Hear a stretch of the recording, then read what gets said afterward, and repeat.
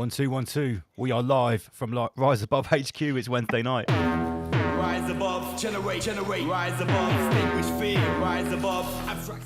Look at that, straight in with Master Lee in the studio. Welcome, Inner Guardians. Welcome, Sensei. Salutations. Can you hear me okay?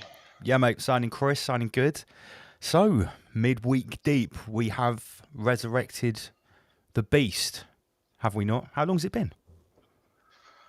I was going to ask you the same question. I should have really checked. I should have checked before we came online. I should have checked. I haven't got a YouTube tab up, but it's been a good few months. I think it's safe to say. I've been shadow banned. I've been being shadow banned tonight. A few people have messaged to say they can't seem to either find the link or get on it. What you're going to notice now, Lee, is because you're almost 2,000 subs. You'll notice that your subs are going to start going up and down randomly in tens. When you start to see this, has this happened yet? Yeah. Oh right, okay, you've already got it. Yeah. So for me, that's a telltale sign that Al Gore has got his finger in the pie and is fiddling, because I think what happens is that the algorithm isn't very inventive. It probably works in groups of 10, and I think that it actually unsubscribes people. I've heard a lot of this, people going through and looking and finding people not subscribed anymore, and people finding them unsubscribed to their favourite creators as well. So yeah, that's certainly going on, definitely. Well, there's a phenomena with the esoteric people and groups that they try to keep their subscriptions below 1,000. I guess it's for that reason. Yeah, it's certainly to keep yourself off of the Al Gore radar, as it were. Yeah, absolutely. Okay, so yeah, midweek deep, we're back. Here we are, myself and Inner Guardians. We go for 2 hours on a Wednesday night. It's a much slower pace than our usual Friday night extravaganza. It's just two of us tonight. No DJs. We have a short break. I'll play a couple of music videos. I do have, because we don't have a show on Friday, there's a couple of one or two things to let you know about anyway. Next week's show, which is 82, Ola Wolny, which she is a Babylonian numerological specialist, all things manifesting in the realm. She talks about the moon matrix a lot. Very interesting guest. So we're really, really excited to have a chat with her next week, which is, I believe, November the 4th. Yeah, November the 4th, which is next Friday. So yeah, if you want to check out some of her work beforehand, Ola Wolny, you can get her on YouTube. Have you come across this lady before? No. I have yet to check out her work. I've been told she's very good, so I'll be having a look at her stuff throughout the week. This week, this Friday, we are dropping. This is the lady's hoodie dress, and it is. Oh, Lee, I think I'm picking up what's coming out of your earphones through your mic. Could you move your mic a little bit further away from your mouth? Yeah, right. Something. Is that better? Yes. Oh, okay. Yeah, a little bit better. Let anyone else know if you can hear that. So yeah, this lady's hoodie dress is dropping on Friday, and also you'll like this one, Inner Guardians. This is the As Above, So Below range. We have two different T-shirts and a long sleeve sweater.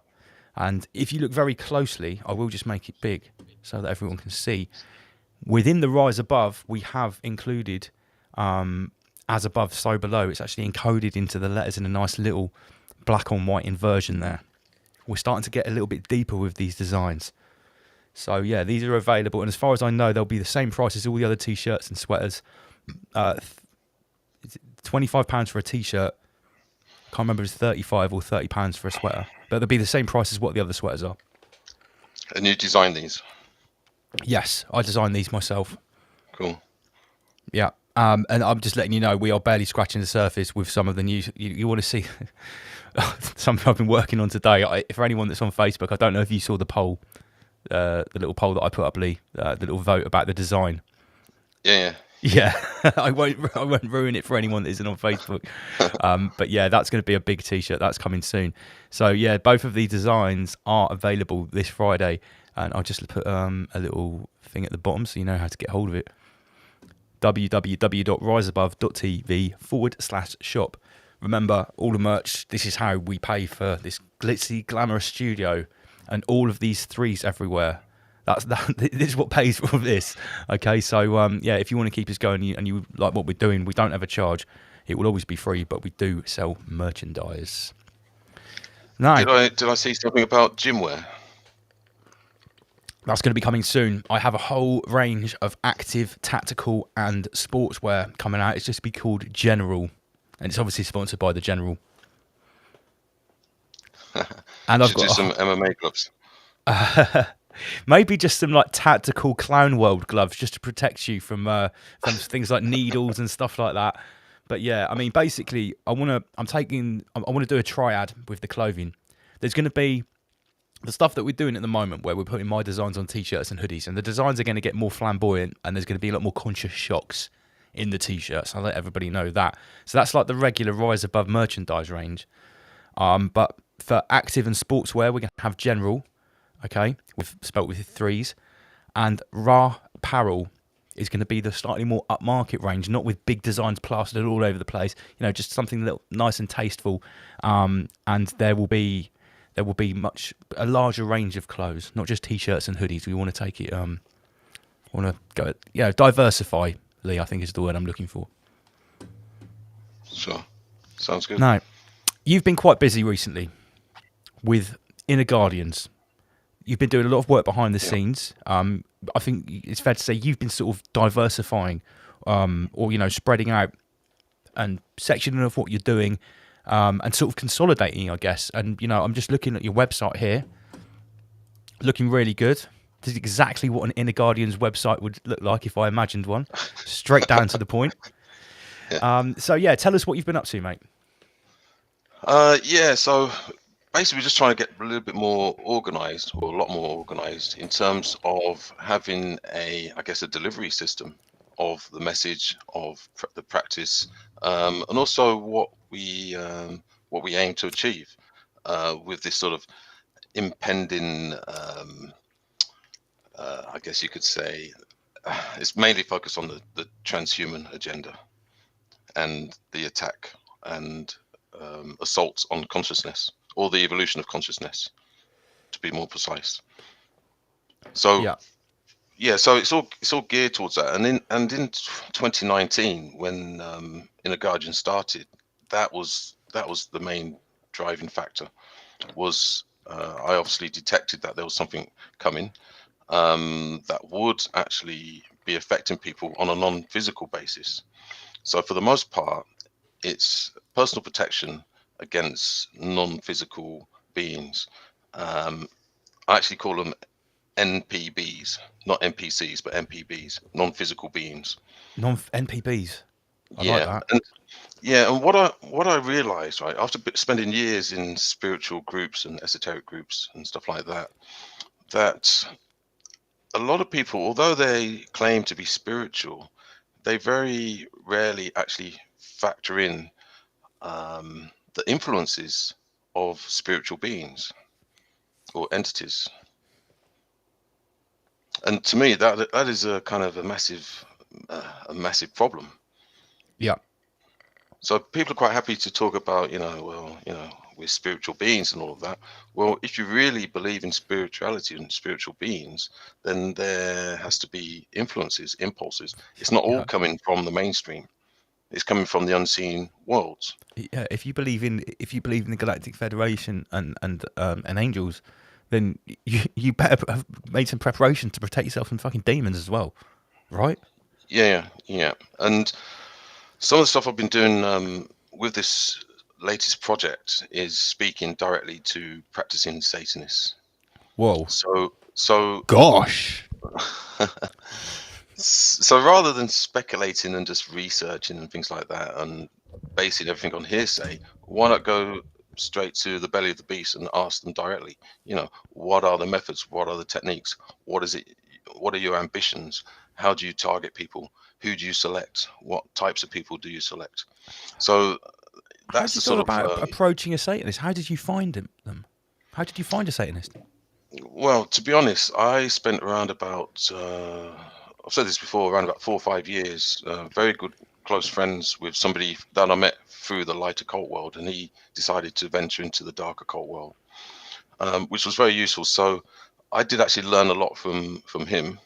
We went separate ways quite a few years ago, and then with the resurgence of, I guess you could say, satanic practice and non-physical attacks and stuff like that, it's kind of pushed me to make contact with Satanists. Now, it's not easy because to get them to speak openly is almost impossible. Sure. And also, they don't tell you everything. But pretty much from the recent research that I've been conducting, it just correlates with exactly what I learned years ago with this individual.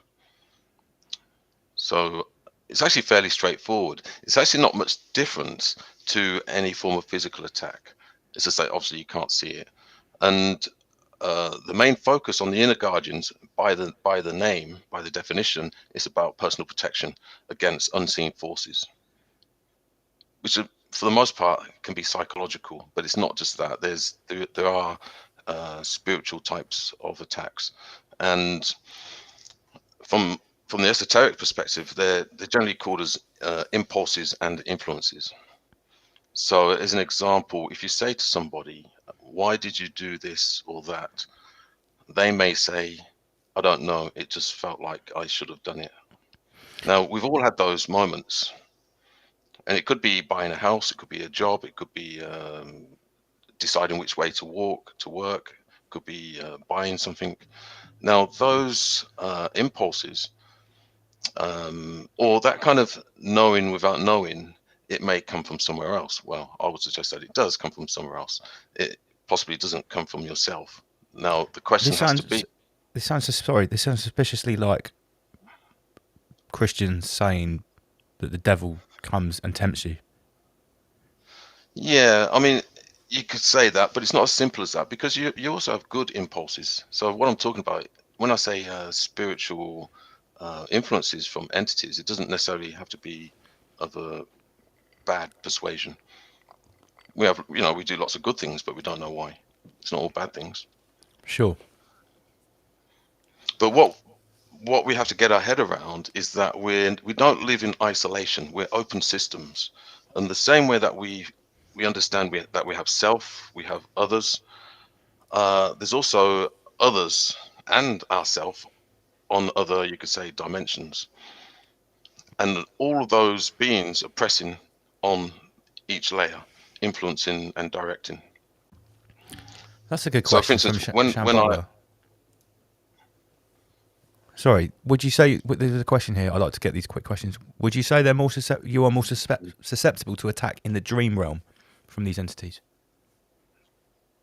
Not particularly, no. Although you could be. I mean, I will probably speak more about this later on when we go into sort of personal protection side of things. But no, what we see, this is the thing. What we have to understand is that they are around us, and they are sending messages, impulses, influences all of the time, literally. Like, I would say that most people's decisions aren't theirs. And this brings into question free will and freedom. So we talk about the freedom movements and stuff like that.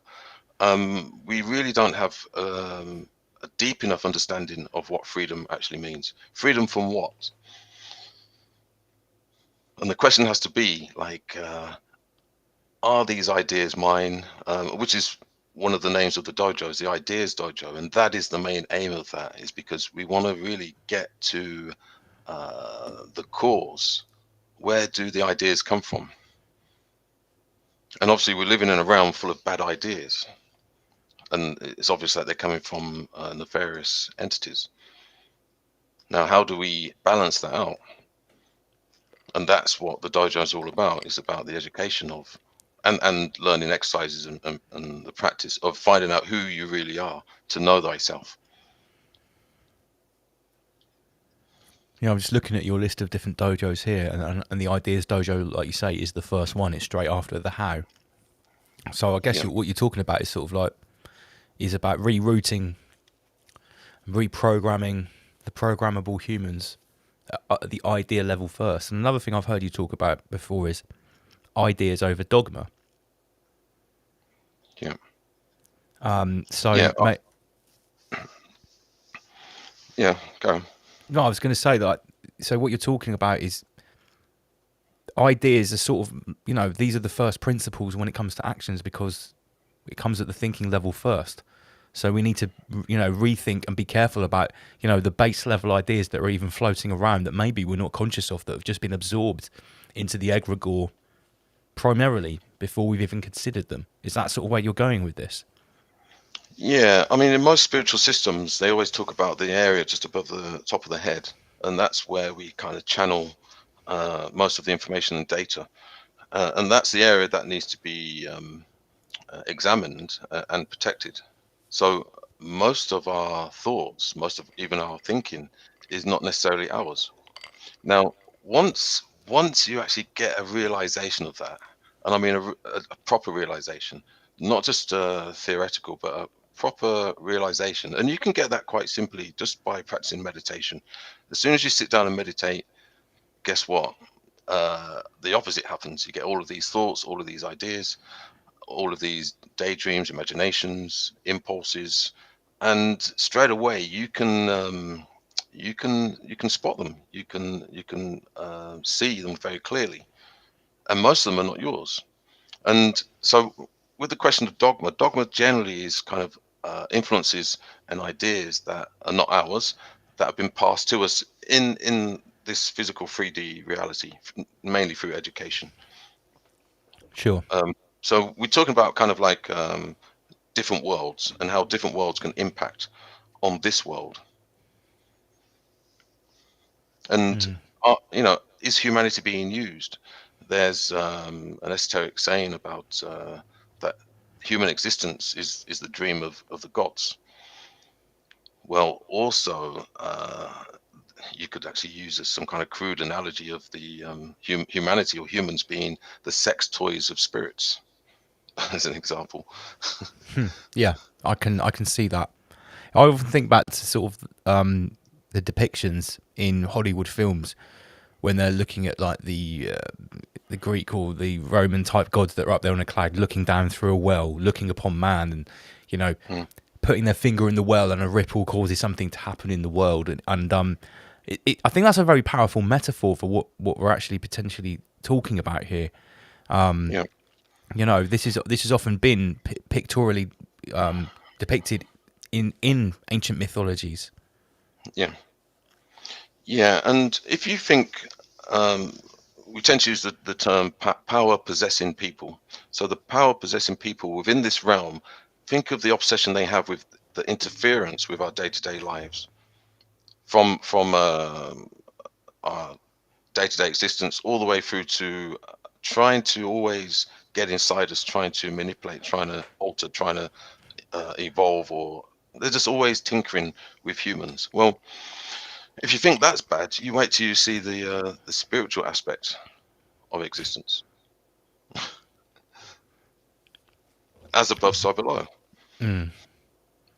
Yeah, imagine the huge parasite control freaks that exist in the lower fourth dimension that are not visible to us. Yeah. Well, I believe I might have seen some of those in the past, and yeah, they're not pretty. Hmm. And it's important to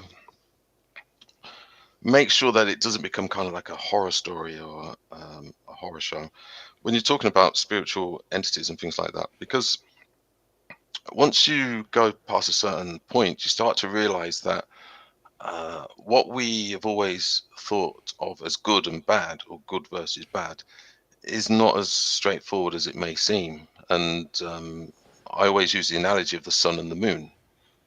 So if you used to say the sun is good and the moon is bad, well, and people say, well, it's sunny today, it's a good day. Well, imagine if it was sunny 24 hours a day, 7 days a week, 365 days a year. It would become like a hell. Yeah, you would absolutely yearn for darkness. Yeah, and then if you take the moon, so let's say it's nighttime, 24 hours a day, 7 days a week, 365 days a year, nothing grows. There'd be starvation, and it'd be dark and quite depressing. So what we always got to look at is the balancing of these of this phenomena. Yeah. But once you can kind of see, you have to be adult about this. It's very important that we can be reasonable, and I guess this alludes to being in the third position, the third point. So we hold things in balance. So 12 hours of sun, 12 hours of moon, things grow. It's nice and hot. You get the light you need. Then you get darkness, and there's balance. But having an extreme in any one thing or the other, and this is something that I've been predicting. This is possibly, I would suggest, why I've been working really hard behind the scenes lately with Inner Guardians, because I've realized we're coming to a point where even the spiritual or the spiritualization or the Great Awakening will eventually also become the problem, or could become the problem if it's not held in balance. Yeah. Now, what does that mean? Well, you do realize that there's actually not much difference between a super uber spiritualized person and a heroin or crackhead. Okay.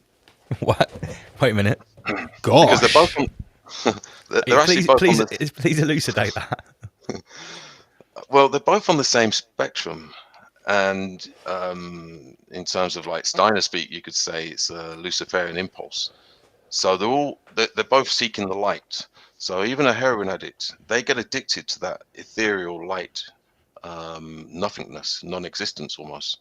And obviously they're doing it possibly the wrong way, and it becomes an addiction. But the end result is the same. So an ultra uber spiritual person, they end up being, for want of a better word, useless. The same way that a heroin addict and a crackhead become useless. Why is that? It's because they become out of balance, and they've gone past that threshold where they just think that everything is light and don't worry about anything, because Do you think it's about the universe. this thing about the ego as well? Because these uber spiritual types, they always have the same view of the ego. The ego is the enemy. We must defeat the ego. We need to get the ego out of... The ego is all the evil in the world. And as we've explained before, yeah, the ego, without an ego, you are basically a useless meat suit in this world. Without an ego, you can't protect yourself. A great analogy you said is if you all sat at the dinner table, no one would be the first person to eat if there was no ego. So, well, nobody would get fed. You wouldn't even feed yourself. And yeah, that's a very good example. And that's kind of, in fact, everything becomes its own opposite in the end if it's pushed too far. And that's an esoteric law. So we have to be very, very careful when we push anything in one direction. Ultimately, in the end, it becomes its own opposite. Sure. So if you take a super spiritualized person who is desperate to kill the ego or claims to be egoless, inevitably they end up having a bigger ego than anybody else, because or they become absolutely useless. Well, they become the most spiritual person in the room, which generally equates to being useless. So when you ask them to dig a hole or build a wall, they generally wouldn't know how to do it, and they would be below them. Well, yeah, they would see that it's below them to even have that idea. And the thing is, I mean, for some, it may be possible. So for some, they may be able to be super spiritual, living in a cave in the Himalayas, where they don't do anything, and people bring them money, people bring them food. And you do see monks that do live like that. They're not allowed to participate in anything, and everything has to be given to them. So there is a space for that. The problem is when that kind of mindset or that attitude or that level or degree of spiritualization starts to manifest as, say, a majority, then we've got a problem. Because let's say, for instance, let's say the government is stood down tomorrow or tonight at 12 o'clock, and all we're left with is loads of spiritualized people. Well, quite possibly nothing would get done. Yeah, nothing would get done. No important decisions would be made. No criminals would be put to justice. Don't be judgmental. Don't discriminate. No, sorry. Sometimes you to discriminate and to judge are important tools. It's like people said to me, "Oh, you can be quite judgmental." Well, it's like, I'd like to think I think I know what is right and wrong, and I've got no problem saying it. It's like, oh, you shouldn't discriminate. Well, wait a minute. What about when you have to discriminate? What about when you've got a path, two paths to choose? One path is well lit and safe, and there aren't any obstacles. Or the other path is dark, there are obstacles, and there are some hooded figures. Over there, it looks like they're selling drugs. Which path are you going to choose? I'm going to discriminate against path number 2. And those hooded people over there who look like they're probably going to rob me, I'll choose path number 1. That's discriminating. That was the ego in action. Yeah. I don't want to go down there and get robbed or break my ankle or whatever in that dangerous path. I'd choose this one. But surely you're living in fear. Oh, well, maybe I should just let the universe look after me. Well, yeah, I mean, fear, same thing. Fear can be useful. You could say, and this is something that we do learn and something I do teach in the dojos. So, for instance, every single force also can be divided. So, for instance, if you take the denying force, you can actually split that between the denying force and the affirming force, and actually reconciling force within the denying force. So there's a triforce within every force, and so there's a lot of nuance. Life is not black and white. It never has been and never will be. Sure. Although your website is very black and white, and what it does say here, which I think is great at the top, anything designed to hold you back is also designed to thrust you forwards. It's all about perspective. Yeah, I mean, that kind of says it all. So you could say that you've got the polarities of being held back, and also, and this is the key, is that is the third point of perspective, is being able to see that something that holds you back can actually propel you forwards. Equally, something that drives you forwards ultimately can hold you back. In the end of the day, we have to be part of the process, and this is why when people become super spiritualized, they can lose themselves because they've lost the ego, when in actual fact all they're actually doing is recreating a newer, stronger version of an ego. It's just a spiritual one. I've met exactly these type of people. I mean, everyone has seen my travels. I do go to sort of these retreats where these sort of people go to dissolve their ego and stuff. And I've met a couple of people like this. And what I found was they were in a practical life, the day-to-day life scenario, they were totally useless in almost every fashion. They could they couldn't even cook dinner for other people, or cook some make some hummus or anything. But not only that, there was actually a level of super ego, like you say, installed in them, because they were judging everyone else around them on how much ego they had, and they were clearly putting people into sort of like a hierarchy. And anyone, and they looked at me, and because I've got large gold chain, and I think I had some like sports branded clothes on. I had some Adidas shorts on, and I heard these people like chuckling to themselves and laughing. Oh my God, this guy's got the massive ego. Yeah, lo and behold, I've got a big ego, but luckily I've weaponized it. So I managed it. But that's another story. But what I saw was instantly they were judging me, and I was I hadn't opened my mouth, and I wasn't going rise above or anything like that. I was just there, doing my meditation and stuff. And so I've seen what you're talking about in action, because when you judge yourself as the most or you discern yourself, I should say, as the most egoless person in the room, that by definition makes you have already created a hierarchy of who has the least ego, and you put yourself at the top, and you're looking down your nose on everyone else at their big stinking fat egos. Yeah, I mean, so for instance, you could say, or some people might say, that inner guardians is ego. I've got a website, so it must be ego. Your merch looks pretty slick. I do tuition. I do dojos. That's ego. If I was super spiritual, then I wouldn't have to do anything, because everything just takes care of itself. But the thing is, what we're talking about now, we all have to be careful of it. And this is kind of going back to the original point of why I've been doing a lot more work behind the scenes with Inner Guardians, is because I can see this phenomena getting stronger and stronger within the so-called freedom or truth or spiritual movements. Now, as an example, most problems that I have in my life from other people is not from the mainstream or the NPCs. It's actually from spiritualized people, because they're always trying to go into some kind of competition about they know more, and you say something and they say, well, what about this and what about that? Yeah, it becomes like a competition to Yeah, outdo each other. yeah, And I find that a bit kind of futile for anyone that tries to pull that on us, because if you'd really studied us as a duo and as a team, especially your mind chats where we go a little bit deeper on midweek or whatever, one thing we've always said is that the gist of what we talk about is far more important than any of the details, the particular dates, the particular happenings, the players. It's always about the gist. So, and also ideas over dogma as well. We're not really actually putting our cross in any one subject here. We're not sticking our sword in the dirt and dying on any certain hill. yeah, So I do find it quite funny when people try to do that to us in the comments. And yeah, okay, that's cool. But to try and argue about the particular details about how things are playing out, it's just really not that important. That's the yeah. bottom line.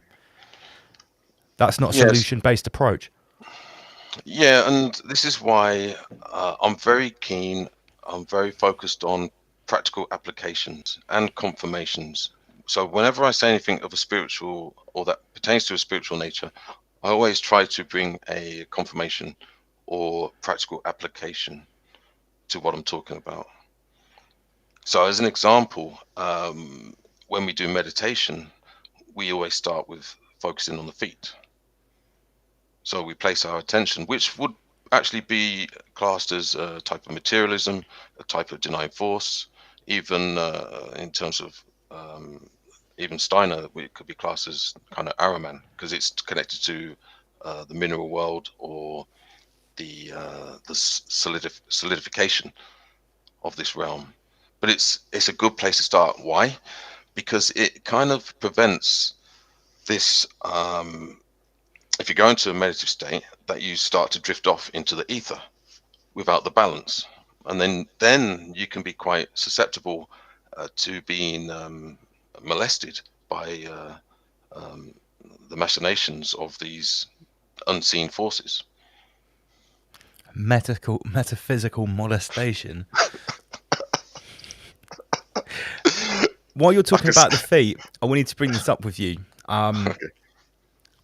A lot of people talk about grounding, walking barefoot in the woods, which I'm sure is fantastic. I've met people that haven't in Asia that hadn't worn shoes for years, and their feet were quite disgusting. They were proud of how black their feet had gone. So many places in Thailand, because the Thai people were so, and all Southeast Asians are so particular about feet, as you know. Wearing shoes into someone's house or shop, because usually the house and the shop is the same thing, is a big faux pas. Yep. So when these Westerners that I was hanging around with in Southeast Asia, and I tried not to hang around with Westerners if I could, when they walk into these shops, people's premises, they would go nuts at the state of their feet, but because they were so intent on staying grounded all the time. Now I wish I'd seen a screenshot of this. I saw an article the other day or something. It might not have been genuine, but it was of a picture of apparently these slippers that were found on a sort of mummified Inuit or someone from an Arctic tundra environment, up to 2,500 to 3,000 years old. And what they had sewed into them were these magnetic stones that actually, like the pressure points on the bottom of the feet. Yeah. They actually were bang in line with those. It showed proper, deep yogic knowledge to have these particular. You see what I'm getting at? How do you feel about this? Have you ever thought about like the benefits of like not wearing shoes, or they call it the shoes conspiracy? The fact that we wear shoes. Yeah, I mean, I think it goes back to this whole what we're talking about with becoming sort of super spiritualized to an extreme level. Now, you could say in the East, where they're more spiritual, so they're more spiritual based. You could describe the West as being more material based. So if you look at all Eastern cultures, they've got this thing about the feet. Now, Yes. I would strongly suggest that this kind of knowledge of the feet stems to the spiritual aspects of the East. So even if you look at religion, so Islam, Christianity, even with the washing of the feet, the bathing of the feet, Hinduism, Buddhism, pretty much all of them, and especially the cultures have got a thing about the feet, and also bringing dirt into a sacred place or into somebody's home, that you don't do that. So this would be actually quite a good walking example or working example of the feet. So it would be quite reasonable to wear shoes if the floor's dirty or if you're going to go into some certain terrains. But then when you go into the house, you take the shoes off or you wash your feet, and then so that would be balance. So that'd be a good example of balance. Now, to wear shoes all of the time and to wear shoes indoors is extreme in terms of, say, the material direction. Yeah. So I would say what I've just described would be a good walking example of balance.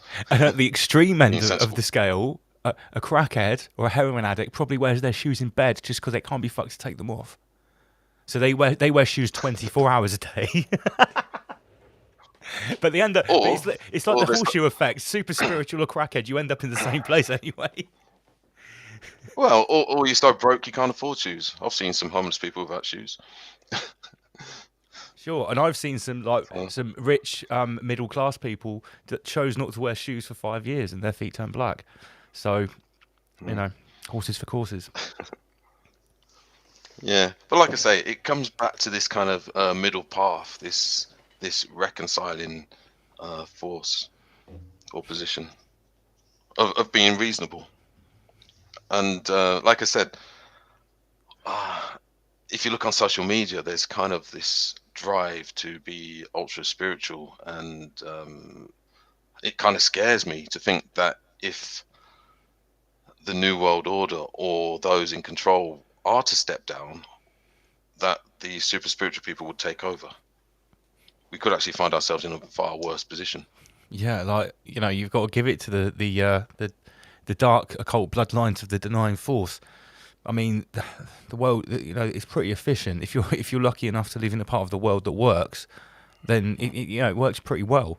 You know, in the UK, we take many things for granted.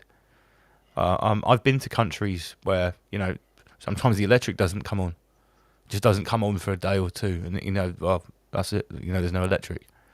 You know, the water's dirty. You can't drink the water. The water comes out brown from the tap. What you can do about it? Nothing. That's what it's like here. Sorry. Yeah, but you know, the problem's going both directions. So what we're witnessing now is kind of an extreme version of materialism, an extreme version of the denying force. Things are getting out of balance, which is problematic. But at the end of the day, personally, I don't see this place as a utopia. I think it's a place where we get to experience, to experiment. But most of all, we have to kind of participate in this process of the exploration of these forces. And some will claim that there's no type of progress or evolution because that insinuates hierarchy and divisions and stuff like that. When in reality, I think I'm a bit different to when I was 4 years old now than then. Slightly. So that kind of signifies and confirms that I have evolved. Now, when we talk about evolution, it's very easy for people to straight away think of the Darwin theory of evolution. We're not talking about that. For the most part, we're talking about the evolution of consciousness and our spiritual or invisible capacity. It's not about the physical evolution, although there's probably some kind of micro evolution depending on the environments. But I would suggest that it's mainly about the evolution of our consciousness and being able to grow. And I mentioned in the pre-chat about the lotus flower is that's why they use the lotus flower, because it's kind of like beauty coming out of the swamp. So you've got the balance in there, the balancing act of how beauty can come out of a swamp. That's what, to me, that's what this realm is all about. What would be the point in just coming here to a utopia? A utopia wouldn't be interesting. Yeah, I mean, maybe we came from a utopia. See, the thing is as well, a lot of this is speculation, and I don't claim to know this, that, and the other, and I never tell people, well, this is exactly how it is. I can explain my experience of my own existence of quite a few years now, but we don't know everything. Why? Because there is something in the process of incarnation or entering into this realm where we get our memories wiped, and that is useful because, for instance, so if you do like a pendulum type reading, you generally get 3 answers. So you'll get a yes, you get a no, and then the third one will be you don't need to know. And why is that? Well, because that's part of your evolution. It's part of something that you have to, you don't need to know just yet, but you will at some point. Because if we know everything, then there's no point in being here. It kind of ruins the game. Yeah, I mean, I always come back to the computer game analogy. Open world, role play, first person, third person, whatever. If you've played, I remember when the first Grand Theft Auto came out, and you could get the cheat where you could put unlimited guns, unlimited ammo, and what did you do? No one wanted to play the game. All you did was shoot everyone until the most police came, and you got a police chase. It made the game pointless. And in many ways, as these cyber experiences have sort of evolved over the years to where we are now, I really watch the computer game world, and because I can't find a better analogy to what this reality is. We go out, we learn different skills, we level up, which unlocks new bonus levels of perception. So as we stretch our borders of reality in our day-to-day lives, we go around, we travel, we meet new people, we learn new information. That's exactly what happens as you level up through a computer game. You have to go there, speak to this guy, do these mini missions. It works exactly the same way. Yeah, and you have to factor in novelty and curiosity as well, because that's their esoteric laws. So if we know everything, then that eliminates any kind of curiosity. Yeah. So an esoteric law is that it's okay to live within the question. It's not always about knowing everything or being seen to know everything. It's okay to say we don't know, and it's okay to do things without fully knowing everything, because an esoteric law is curiosity and novelty and exploration into the unknown. Sure. Who would, if you bought the brand new, whatever the game is, and you were instantly level 50 with every skill tree completely maxed out, that would completely negate the point of purchasing and playing the game and progressing through the storyline and making all of those different choices for all of those different story arcs. Because some of these new games are super advanced now. There's one called Cyberpunk 2077. You can choose 3 different life missions to start off with. You can be a renegade, work in the city, and the level of detail of what's going on in the world and the choices and how it, there's multiple different endings, many different endings, and obviously we live in potentially a multiverse, which is what I want to talk about in the second half of this meme I'm going to introduce, with an infinite amount of outcomes. Yeah, on the table. Just before you do that, no, we'll have a break first. Don't worry. Okay, cool.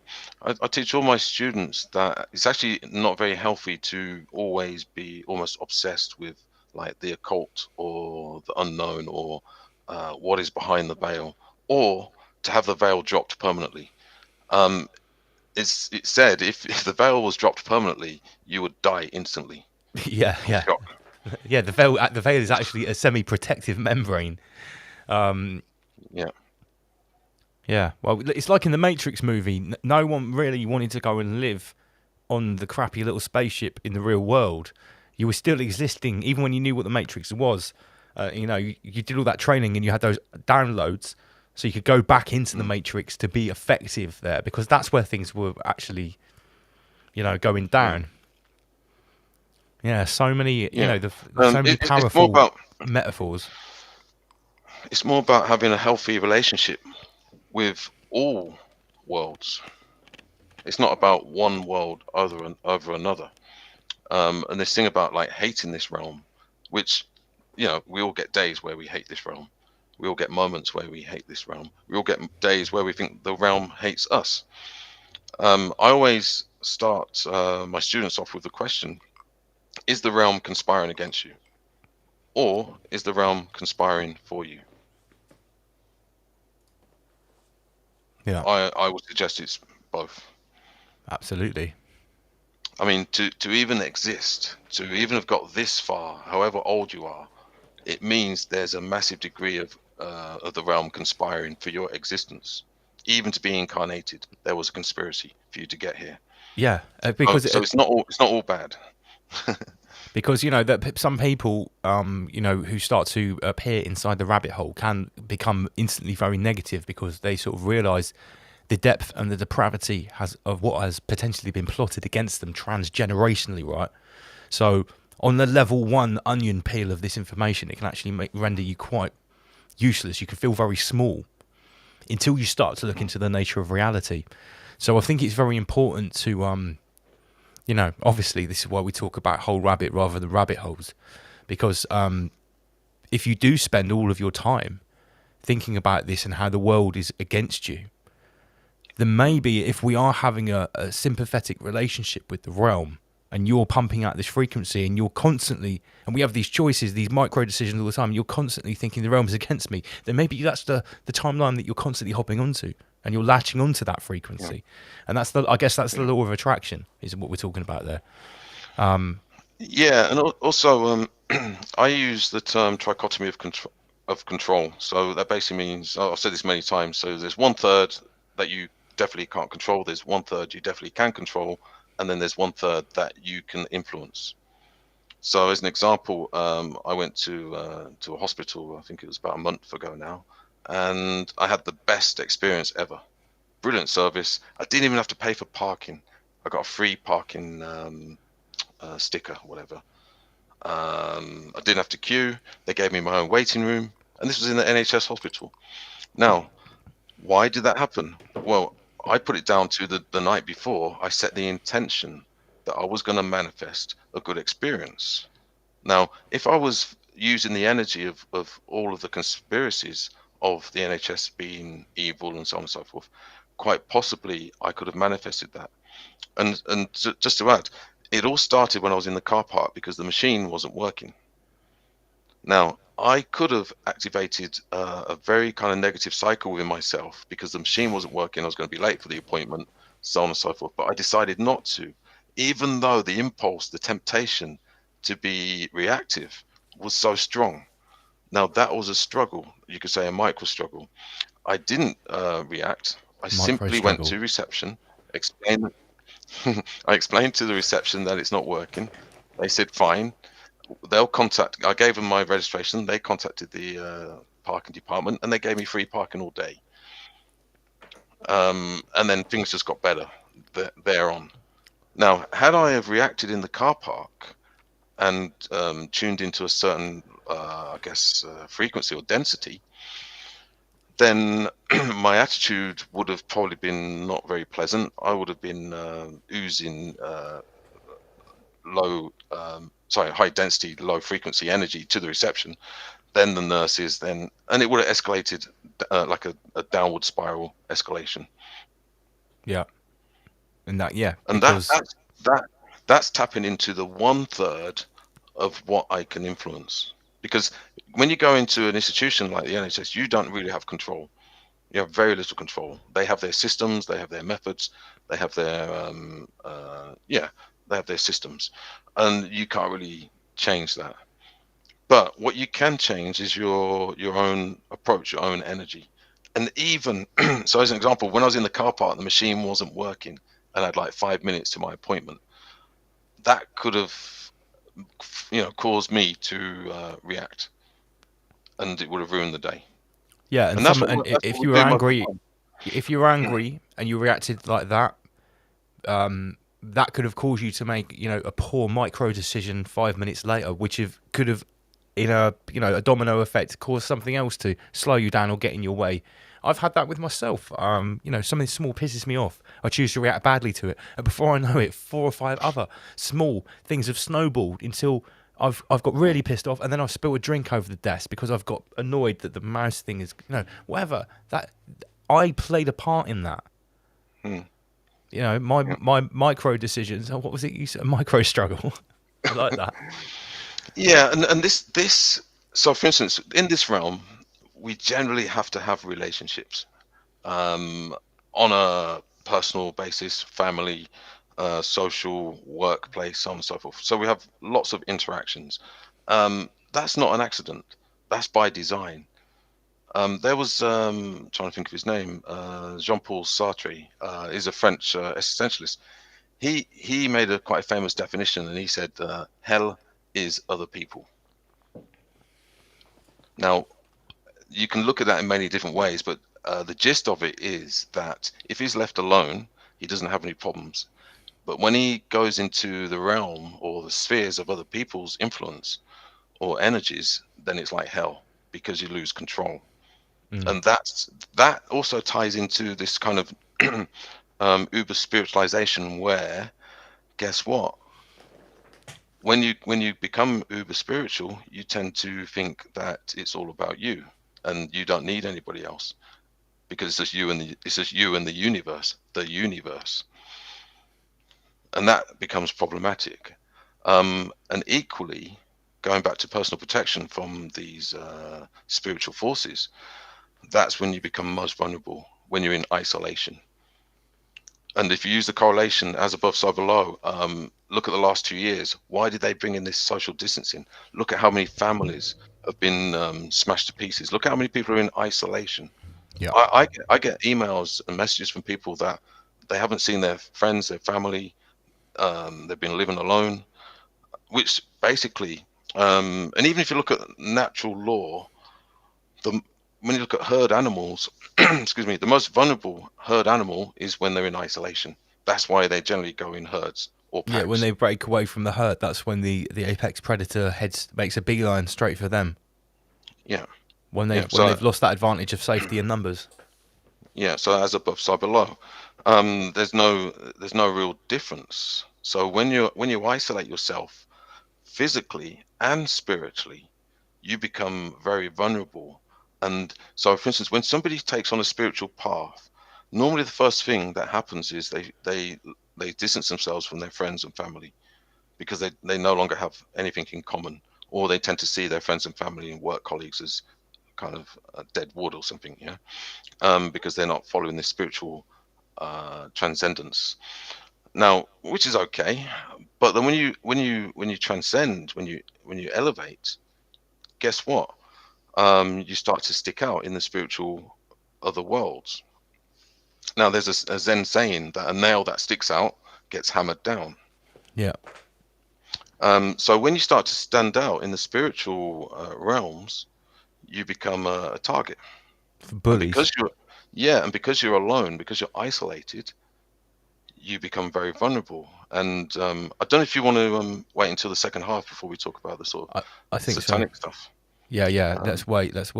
So, yeah, okay, let's do it. We'll have a break now then. I think that was, that the first hour has pretty much flown by. sure. Okay, so for the break, I'm going to play 2 videos. The first one is actually a little freestyle that I recorded just before Ra Treat, which I never put out there. I released it this week. I really unload with the esoteric bars and see if you can have any references you can catch in there. You will have to watch me rollerblading through the first video. I've just put it on some rollerblading. The second one is an artist called Nate, who we've all had our eyes on. Myself, Terra Slim, JD, and one of his tracks, Infinite, he's just dropped a video for. So let me just find the first video because I've got to get it off my hard drive. You're going to try and get him on the show. I am going to try and get him on the show for real. Absolutely. Right, okay, so this was the Ra Treat freestyle. See what you think of this. The number one rise above lyrical magi. Yo, no contest without the adversary. Demons, angels, it's cursory. All catalysts reimbursing me. Adult babies, please go back. No contest without the adversary. Demons and angels, it's cursory. All catalysts reimbursing me. Adult babies, back to the nursery. Don't fear the denying force. Man, the steed of the iron horse. Master Lee taught me the higher force by learning to master my quiet force. View the triad from the fourth. Quadrivium, vision, primal law. Send a minions to my door. Send back 33 million more for centuries and millennia. I've been planning, preparing, I'm telling ya. Brand new scripts with no editor. Last contest, final competitor. What reset? I'm no inheritor. Aboriginal, Aborizian elder. Conscious shocks, raising the temperature in the simulacrum's molecular center. We return like the phoenix with a 138 BPM remix. Rise from the ashes, pumping the speakers. Rise above squad, have you seen this? Yes, we rise above and extinguish fear when we generate love. A single candle lights up the darkness. Darkness, I said, please don't feed the parasite or succumb to the greed of his acolyte. False doctrine, gorging appetites, a don gorgamite, breed adamites, synergize and creep like arrow fight, stealth maneuvers, evade arrow flight, 4 horsemen shoot at saddle height from 5G Starlink satellite. Rise above, we're gonna manifest a cult patchwork from cuneiform round for bet. Move to battlements, towers and parapets. If you're adamant, this is the catalyst. No mantras, sigils or amulets. Guard your heart from shrubs, contaminants. No mystical practitioners get more cryptic than my constituents. 33 degrees of belligerence, gilded aprons and arcane instruments. Climbing 30 trees of insidious grandmasters, student affiliates. But Aborigine initiates live in the crater. Yeah, that's so pickiest. Don't ever think they're trying to get rid of us. We are the crop on the farm that is hideous. So we rise above, extinguish fear when we generate love. A single candle lights up the darkness. That is the power. Yo, yo.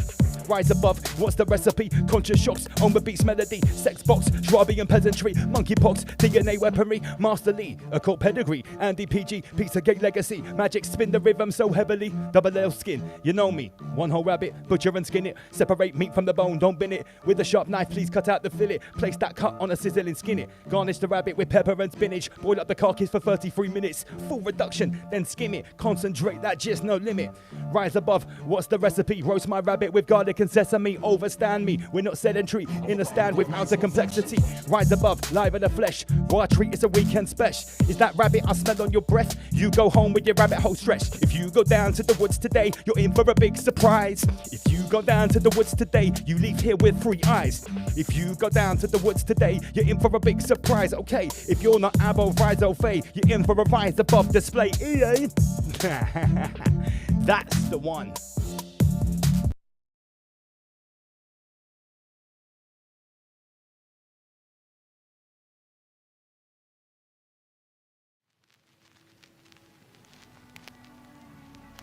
Like I said before, repetition is mind control. If certain things is repeated to you consistently throughout the years, you become those things. Why do I love you? Yo, when I sit within myself, I'm left alone with my thoughts. In a universe that's parallel, when I just keep on asking questions. Like that one student who always has their hands up in their lesson. I'm always searching for progression. My everyday life has kinda got me stressing. 5 of us in a 1-bedroom flat, it's still a blessing. Slowly letting go of my materials and all of my possessions. I'm a product of the universe, and that's why I share my essence. This world fascinates me, cause the system is a jail that can't be seen by everyone. Those try see it, try to revel, but you just have to walk your own path and see it for yourselves. There's no right and wrong, so technically you cannot fail. Take a moment, inhale, and then exhale. Everything you're going through is so your soul can be fulfilled within this realm. I use music to try and help, but nobody's coming to save you. You've got to save yourself within this realm. I use music to try and help. I'm just leading by example, trying to reach my higher self. I am me, there is nobody I imitate. My soul is always infinite. Know your power, remember you were great. My soul is always infinite. I'm not unconscious, I know that I'm awake. My soul is always infinite. Live your life and try and learn by your mistakes. My soul is always infinite. My soul is always infinite. My soul is always. I'm not a rapper, I'm a spirit with a voice who makes poetry to empower through vibrations that are called noise because we need it. All the system does is exploit. It milks us like we're cows until our bodies are destroyed. They target our spirits and try cut it off from the source, but they don't want it cause they need it. They just want it cause it's yours. I am me, I am free. Don't put me on no pedestal. I'm far from perfect, and I've still got my flaws. I'm a Scorpio, a water sign. My thoughts are deep like oceans. There's many versions of me. This is the best version that I've chosen. Your ego will be your downfall, so please stop your gloating. Letting go of negativity and resentment that I'm holding inside. Wherever I run to, from myself I cannot hide. Constantly being tested, I'm spiritually energized. I almost lost myself on a path that was never mine. This pandemic was just a blessing in disguise. It gave me time to reflect and open up my eyes. Everything I receive is what the universe provides. I can harness my energy when I'm in my space. My soul is always infinite. Society is moving fast, but it's not a race. My soul is always infinite. Overstand, your body's trapped, but your soul escapes. My soul is always infinite. You can move through the realms when you meditate. My soul is always infinite. My soul is always infinite. My soul is always. Knowledge is infinite. No man should be feeding you information. You should be getting information, researching and getting it on your own and sharing it with other people, disseminating it amongst each other. You know what I mean? That's each one teach one. This is about strategy. This is about organization.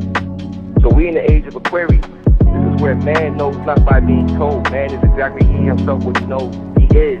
He's the message that he brings.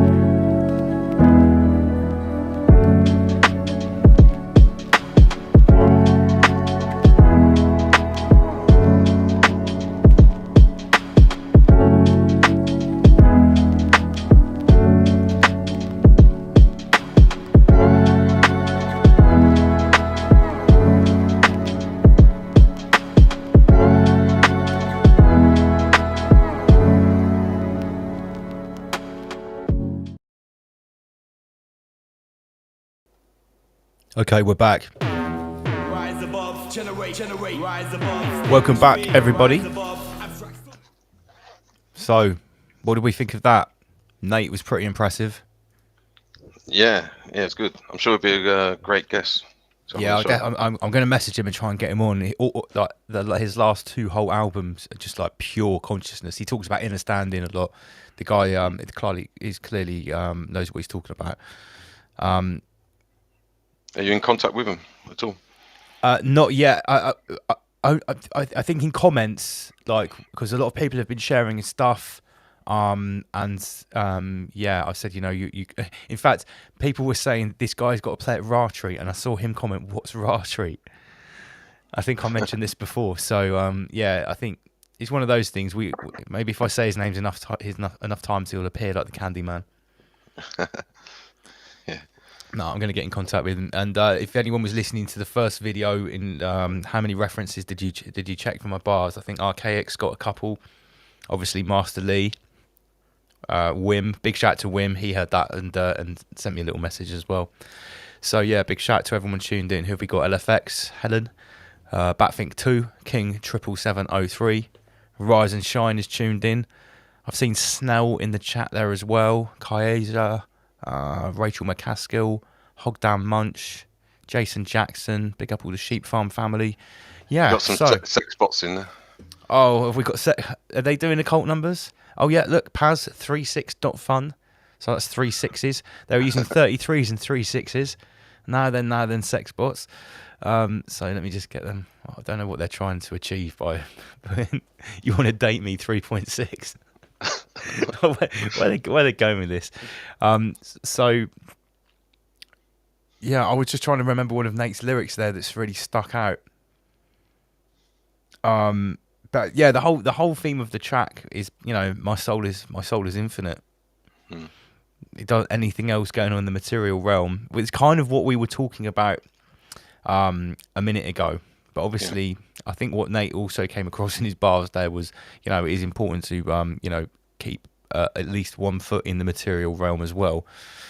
No. Well, I think his video sort of says it all, doesn't it? Because it looks like he's in some kind of council estate, like concrete jungle. Yeah, and he's got his stereotypical hood up, but on his hoodie, He's actually got sort of like I think it's some sort of mandala, DMT design, not the classic thing that you see someone walk around in a counselor stay on. So it's a nice little juxtaposition there. I'm sure he did that on purpose.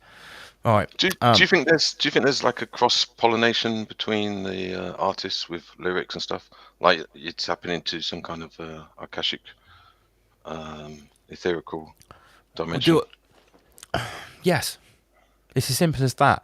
I mean, I know, and I've talked about it before, and people probably cringe at it. I know that I've had experiences when I've written lyrics. So a lot of the stuff that I wrote in between 2012 and 2016, which makes a lot more sense now. Many of the concepts I talked about then, I'm not even sure I fully understood when I wrote them. Yeah. And people have critiqued my stuff after the fact, a couple of years later, and saying, so when you were writing this, did you mean this? And I'm sort of thought to myself, wait a minute, I don't actually remember sometimes I would just write that stuff randomly, and I wasn't really thinking. It was just coming out. I'm not going to lie, it was just coming out.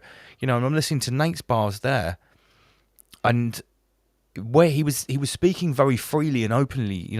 My soul is immortal, eternal. It was almost like some sort of prayer, and in points, the wordplay and stuff.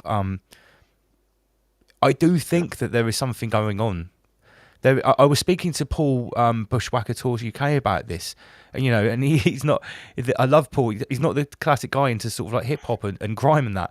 But even he said to me, he's noticed, and he was sharing a few artists with me. He's like, look at all these young guys. They look, act, and sound exactly the same as the guys that talk about pure materialist ghetto, violent shit. But they're actually coming out with this fully spiritual, esoteric content now. Yeah, conscious. Yeah, but not just conscious, but not just consciously. There have always been conscious rappers that talked about the value of education. Don't go down the road of what all the other rappers are talking about. There have always been people saying that. There have always been deep esoteric rappers like Killer Priest, who I know you're aware of. I think you've been on a podcast with him out of Wu-Tang. You listen to his bars from the 90s. It's almost like someone conducting an occult ritual, his bars. Yeah. So that's always, there has always been a really underlying part of the hip hop scene, but it's very tiny. But now you're literally seeing guys that are still wearing the man bag that they might have had like a shanking or something, but that man bag has now got like some crystals in. That might sound stupid, but that I'm not exaggerating. That I've seen this. I think I'd actually like to get Terra Slim on to talk about this, because he's talked about how he's seen some of the dark occult stuff. Slip in with some of the artists he's rubbed shoulders with. I think we should probably talk about the other side of it as well, because look at Inspector Veg. Who you met at Ratri. He is a walking, talking example of what he talks about in his bars. He lives that 24 hours a day. I know. I speak to the guy on the phone. He phones me up at 11 o'clock at night, bursting with energy because of some herbal drink he's just had or something. That's not an act. Veg really is like that. Very conscious guy, and I do wonder what the more established MCs that obviously are chatting pure materialism and crap think about when they see this happening. Well, don't you think this is more confirmation to the kind of impact from maybe higher worlds or invisible worlds in some form of channeling, where they're kind of pushing data and information through to this realm? Sure. To be verbalized, to be spoken. Well, yeah, you've talked about the ray of creation, or the cosmic ray, and other researchers and occultists talk about it, and how this could create higher thought forms and a more pure access that has thus far been severed to the Akashic records that Edgar Casey famously talks about. And he would have to, the sleeping prophet, he would have to go into these sleeping dream states to access the Akashic records. Yeah. But I knew about automatic writing from quite a long time ago. So when I felt it or I thought it was happening to me, it sort of made it a little bit even more weird, because I was sort of kind of aware of it, and you know, and I still do get times where like these bars come out, and it really takes me a while to really appreciate what I've written, and I know that I didn't really mean what the meaning that I'm taking from it now. When I know I didn't mean it then. Yeah. I was potentially just pulling out, you know, I had a theme and I was pulling out words that rhyme, and I was like, yeah, that's real, nailed it. But only, you know, it was maybe 6 months, a year later, and I was like, wow. And I know other people do this as well. It's not just me. I'm not saying there's anything special about me particularly. Well, when you look at all forms of inspiration, you have to ask the question, where does that inspiration come from? You know, even if it's just even a mainstream song or music or art, craft, you know, where does that inspiration come from? Do you know what I've always found really interesting, and people can think about this what they will. When I previously did research this many years ago into these sort of the alien encounter phenomena, where people were talking about the Zeta Reticulans, the Greys, and these advanced races that they were alleging that they spent time with, whether it was on a spaceship or in another dimension, those details are unimportant. But there was one underlying thing which they always came back, and these were mainly benevolent interactions, that these much higher dimensional beings had always said that there was something divine about the human race, and what it was their ability to create music and art. And this was something. You're aware of this phenomenon from that sort of school of thought, Lee, that that there is something special about it. I mean, it was always, from my research, that the music for aliens, or these beings that these people would go and meet, Zeta Reticulans, would be like they would listen to the sound of the universe or something like that. They had the inability to create something like a piece of art or music. So could that be that the reason that here in this physical material realm that we have that ability is because we're tapping into something that is not from here, and we have that divine connection? Well, you got to look at the nature of the material realm. Now, material, it could be materials for arts and craft, as an example. So this could actually be some kind of tapestry or painting. The bric-a-brac realm. Yeah, and this is where it becomes very important to have a sense of self-responsibility with regards to making your life more aesthetic, more creative, more artistic. Or it can go the opposite way, where it just becomes like a mechanical, like a machine, like a industrial tool of existence. And we have the power to do this. Also, we have the freedom to do this. But you need to have the will to actually want to do it, because it doesn't necessarily happen for free. So, for instance, if you just laid in bed all day, over a period of time, you'd quickly see your life kind of fall down, fall to pieces, and it would just become a mess. So every day we have to get up, and we have these creator obligations that we attend to, and we have the ability to tidy up a mess, to make it more beautiful. And I think once you start to realize this, you realize that you are a co-creator, and you do have the ability to affect this realm. Now, just on this subject, it's quite possible that the material realm hasn't always been as material, the same way that consciousness hasn't always been the same. So we always live under this assumption that consciousness has always been the same. And I always like to use the question of, say, the pyramids. Now, how were the pyramids created? Bearing in mind that they quite possibly could not be created now, especially without the with the lack of tools they had then. Could they create them, and how did they create them? Well, one of the answers is that maybe consciousness was different back then, and that the same way that physical reality goes through peaks and troughs and civilization rise and fall, it could be the case that consciousness also peaks and troughs, rises and falls. We go through periods of like Renaissance. We go through periods where we become more ethereal, we go through phases where we become more material. And the two kind of counterbalance each other. So right now we're going through a phase of materiality, but that also offers the opportunity for the spiritual and the consciousness, or the more ethereal, to rise, Sure. because it acts as a catalyst. So in terms of esoteric knowledge, the way that it's explained and how the pyramids may have been built, it was because back then, and remember that humans are not always the same.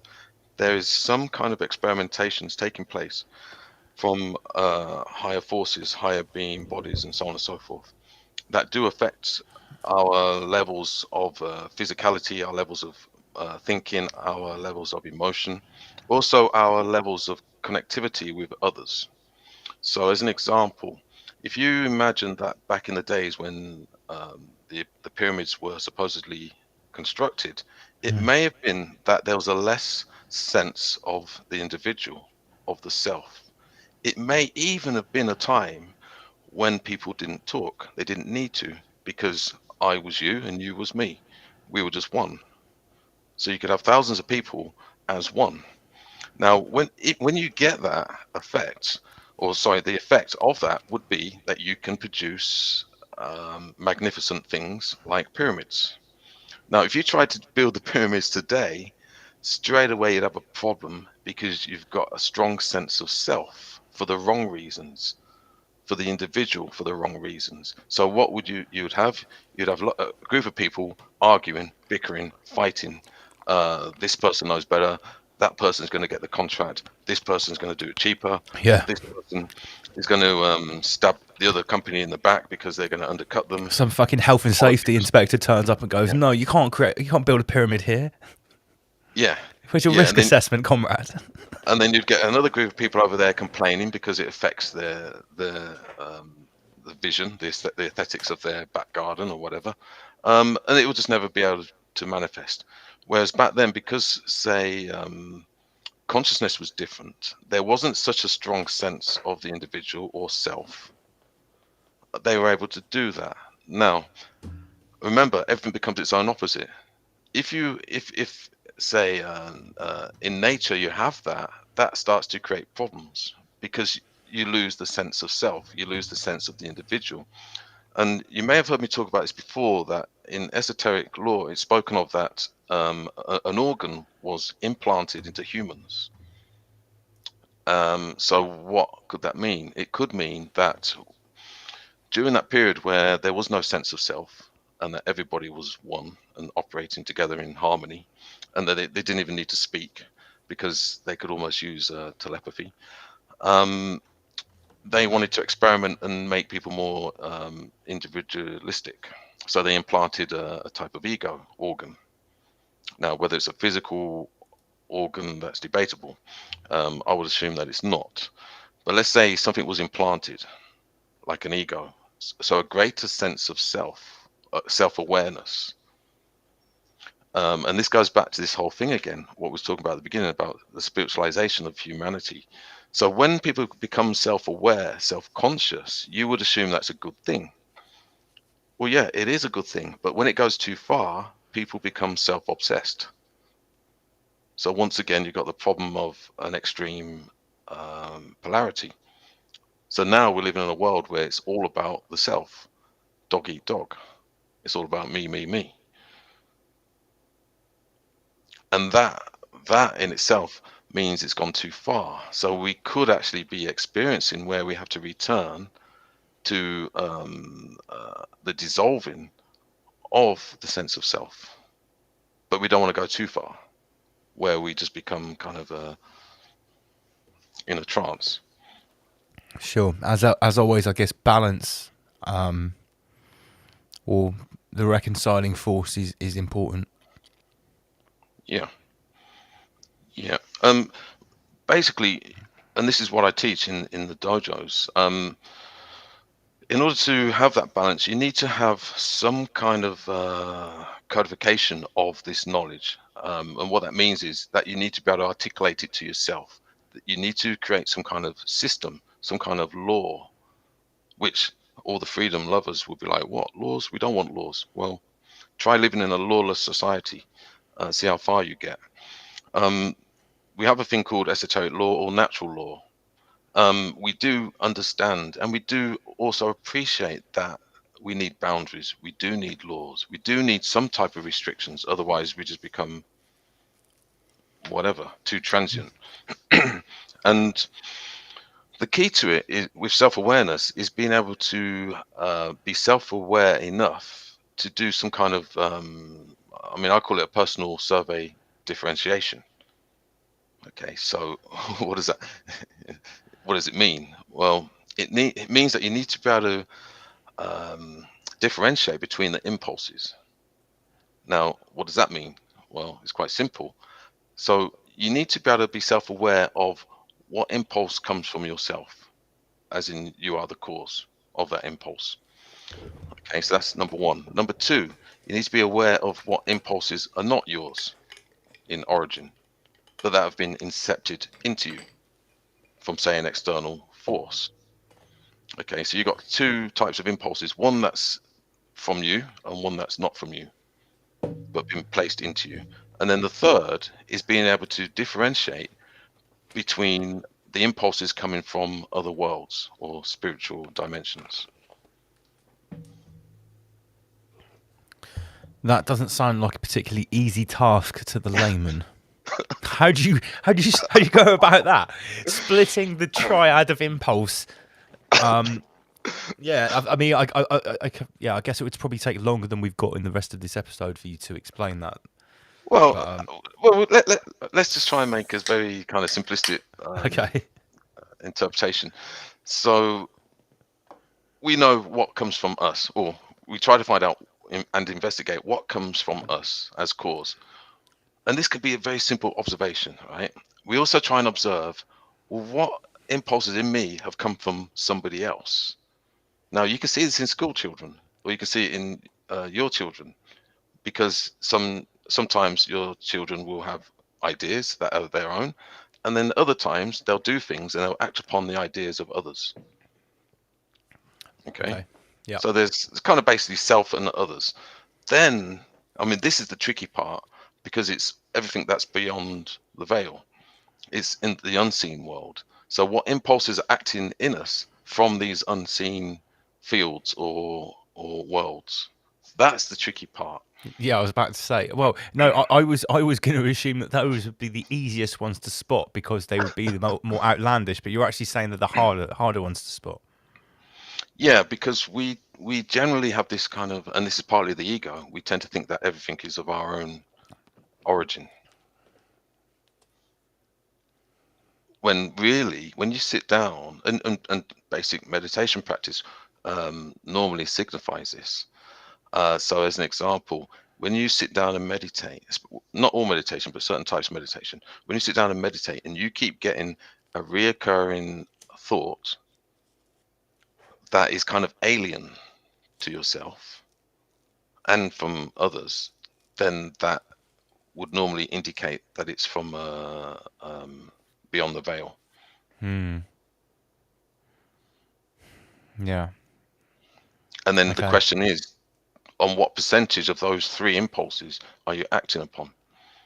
And so with the third category, where these spiritual impulses entering our psyche, our emotions, even our physicalities, being able to have discernment as to whether to act upon them. Because, like, for instance, you may be writing some bars, some lyrics that you're channeling from unseen forces, and they're quite, they're useful. Yeah. But there may be times when you get the most maybe horrendous, bizarre, damaging thoughts. But remember when we first I scribbled those ones out. when we first started chatting a few years ago, I said to you, from my discernment of you seem pretty clear. And what I mean by that is that you have the ability to filter that quite possibly naturally or through your own evolution. I remember when you first said that to me. I do remember that. because I was still in my maybe in my turquoise stage, as David Icke puts it, when I was fighting at every angle. I was trying to get him. I was really trying to get him, Lee. And you were saying, look, at the end of the day, don't worry, because it seems like you're clear. And I was like, what does that? And I was thinking, what does that mean? Does that mean I've cleared the final stage? But I think potentially because I dropped myself into the deep end with all this stuff when I did, read the really hardcore King David books about Children of the Matrix, and he's basically just talking about the archons, and he's really going in. So I was always aware from day one that there could be, and I always firmly believe there were, even before I had these personal experiences, that there were unseen forces. There were forces much greater than ourselves at work, and not all of them are working for us. Some are working against us.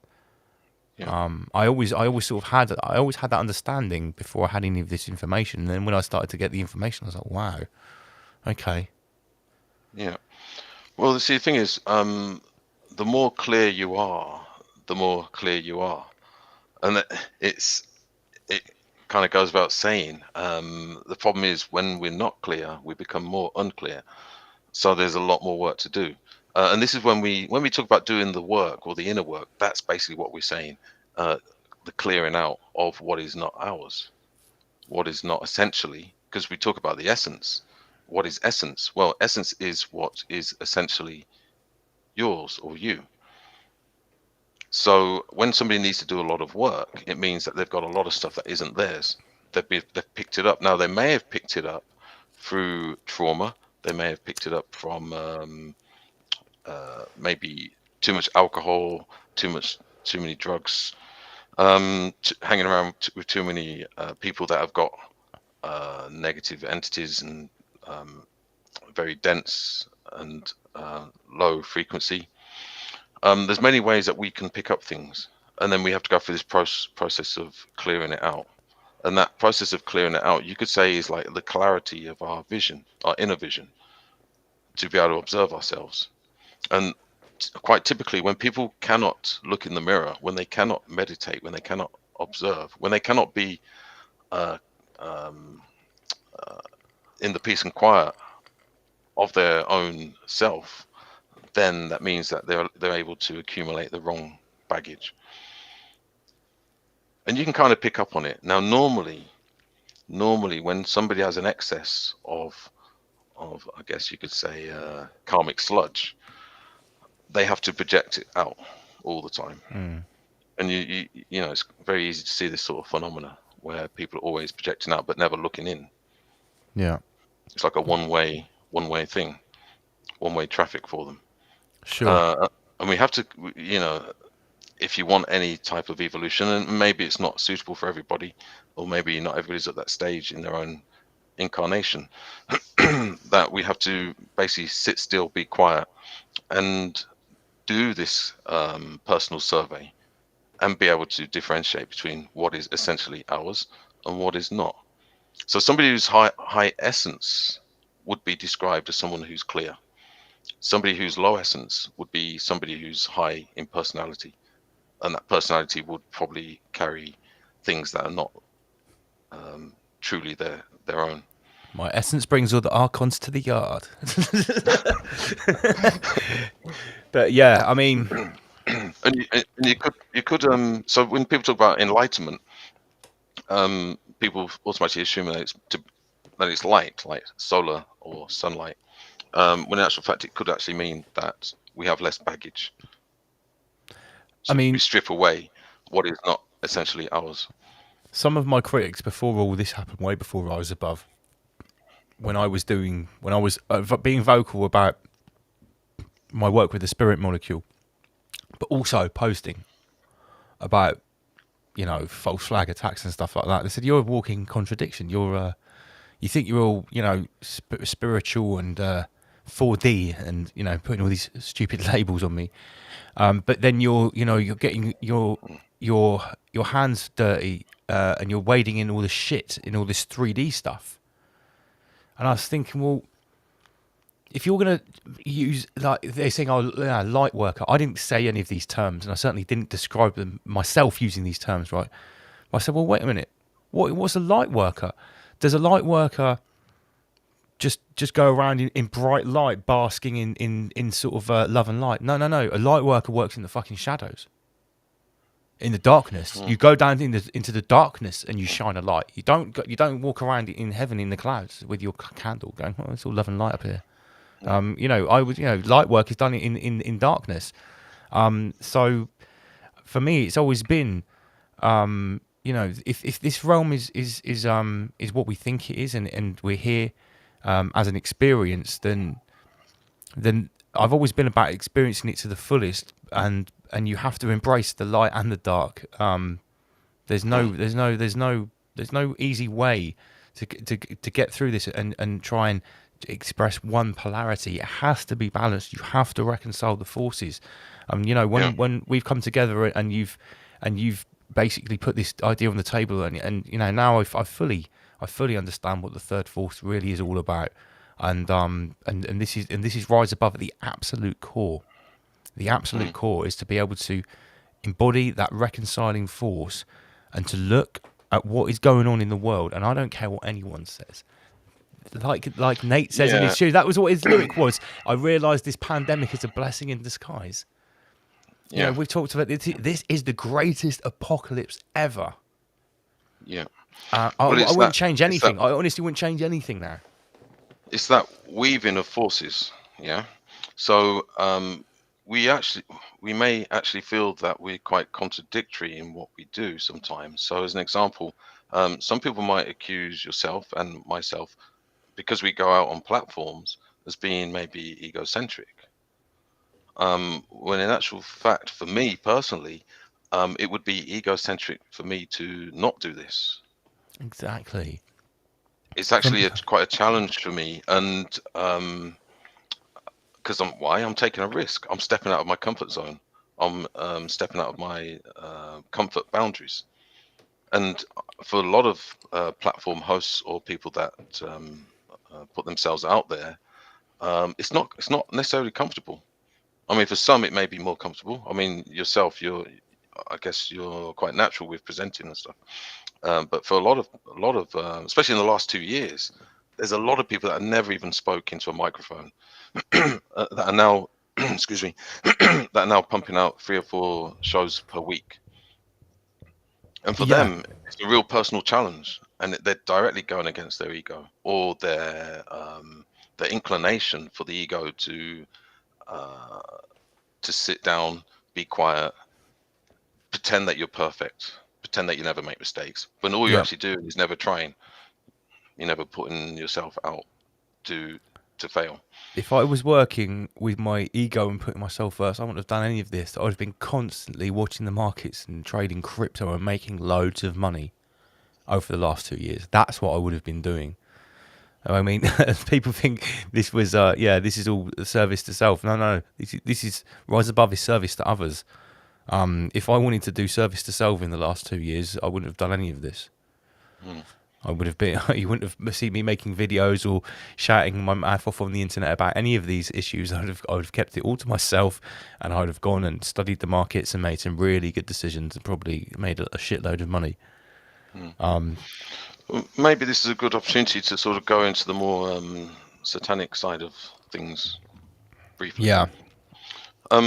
So people always ask me, what is the definition of Satanism? Well, for the most part, Satanism it's just a term.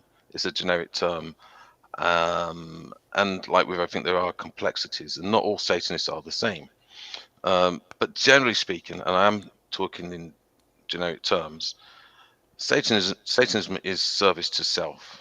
Yeah. Now, a Satanist may have exactly the same knowledge as somebody such as myself, or anybody else who's into esoteric or metaphysics. The main difference, or the only difference, is that they use that knowledge for service to self as a priority, and it could be completely only service to self.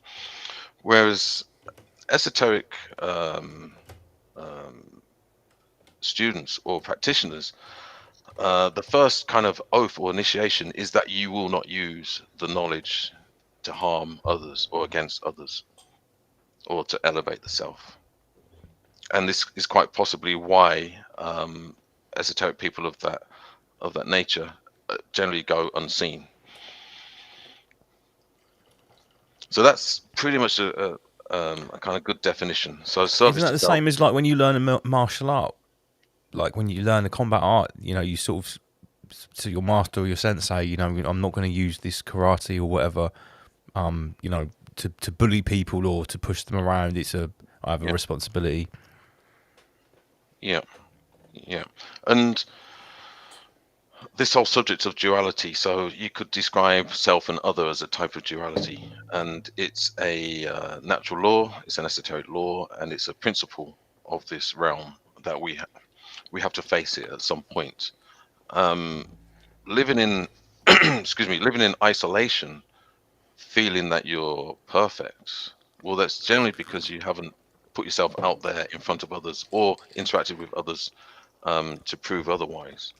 And generally speaking, you won't learn or you won't grow. Now, being in isolation, and this is, I'm speaking, say, from the perspective of a Satanist. So from a personal protection perspective, what do Satanists look for? Okay, they will look for somebody that's highly isolated, as one example. Okay, so this whole nonsense of isolation and separation, 2 meters and all of that was a very clear exercise of a 3D manifestation of a satanic principle to make people more pliable, more vulnerable, and easier to target. Okay, The largest satanic ritual ever conducted. Yeah, and going back to that question about are you more vulnerable in sleep? Well, yes and no. So, for instance, when you go to sleep, generally speaking, you do sleep in isolation. So, from that perspective, yes, you could be more vulnerable. Now, the question has to be asked: who can't people of on the satanic spectrum? Who can't they target, or who do they find it hard to target? It's actually a very simple answer. They find it hard to target those who act under a type of egregore or group. Okay, because, and there's a reason why, because of the combined efforts of a group that is not based on the individual in isolation, makes it very hard for them to penetrate the protective membrane. So a group egregore is a protectional blanket from mass formation psychosis Satanism, is what you're basically saying. Yes, this could be on different levels. So as an example, if there's a Satanist that lives around the corner, if he's trying to target people, it'd be harder for him to penetrate with any impulse or any thought form or pack thought forms that his or she's manifested to send in your direction. It's very easy to penetrate a single protective membrane. But what about the kind of Satanism that comes out of the TV and the radio and the internet that's built into our mass media? Would this egregorial protection also work against that? Yes. Yeah. And there's a reason for this, right? Because when you create an egregore, and I mean an egregore for the right reasons or useful reasons, not the satanic version, it means it's a perfect combination of self and other. So as an example, it's very hard for you to protect yourself. Okay, it's easier, or not necessarily easier, but it's more beneficial if I protect you and you protect me. Now, this is one of the first principles that you will learn in basic training in the military. Yeah, buddy up, right? Buddy up, yeah. So as above, so below, as within, so without. So even in physical kinetic warfare, the same principles apply. Because also, with the buddy up system, it also works on the principle that you're not fighting for the war. You're fighting for your mate, the guy next to you. You're fighting to protect him, and he's fighting to protect you because he's your best mate, he's your buddy. It doesn't just work on a tactical level; it works on a psychological level as well. Yeah. Now, And then that extends out to the section as well. So if you've got a section of 8, which is almost like the perfect number, it's not too big and it's not too small. yeah. Now, for anyone that's not familiar with the term egregore, what are some of the symptomatic manifestations of an egregore? What could it look like? Well, I would describe it as a membrane, a protective membrane. It can also be used as a weapon. It can be used to kind of bunch people together and influence them. Isn't that exactly what we're doing here? Yeah, I mean, so for instance, these platforms, these connections, okay, but it has to be done consciously. That's the only. That's the Yeah, main, no, I did do it consciously. This is what I'm getting at, because if I think about what I mean, okay, for instance, let's take the Ralphabet, our occult, anti-covert patois language. All of those terms, Lord Schwab, sausage fingers, etc., etc. People have taken those terms that we've created and into the egregore, and now those terms have been reappropriated out to the physical realm. When the people see those things happen, oh, sausage fingers. Oh, this is the greatest apocalypse ever. Does that not mean that like what we've created on Rise Above is like an egregorial sort of? It's a way to interpret the realm and reality, and therefore has a sympathetic relationship of co-creation when you're interpreting it. Because I've always said before, you know, this isn't just funny when we call it when I come up with these terms.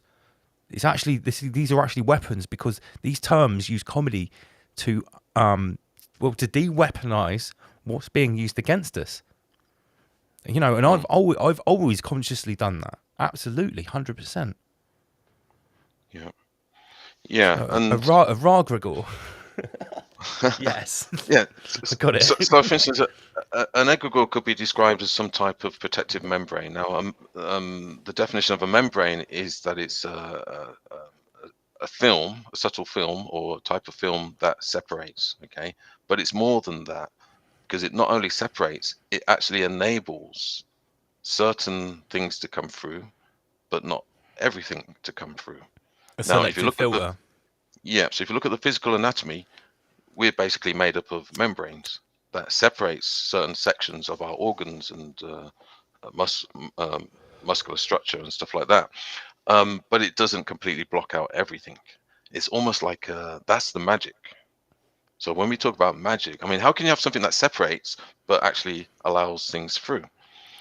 Well, it's like a firewall, because think about it, right? Anyone that watches Ra, if you sat them down next to a total, what we would describe as an NPC or a normie, someone that is absolutely ignorant to any of these subjects that we talk about, that takes everything on the BBC as gospel, you sat them down next to each other with a screen separating them and both put on a BBC newscast. They are watching exactly the same impressions. Subject A, the NPC, is taking that verbatim. That programming is going in, it's working 100%. They are taking the surface level programming exactly as it's supposed to be ingested. The person on the other side of the screen, subject B, that watches Ra, they are watching it. They're seeing all the same thing.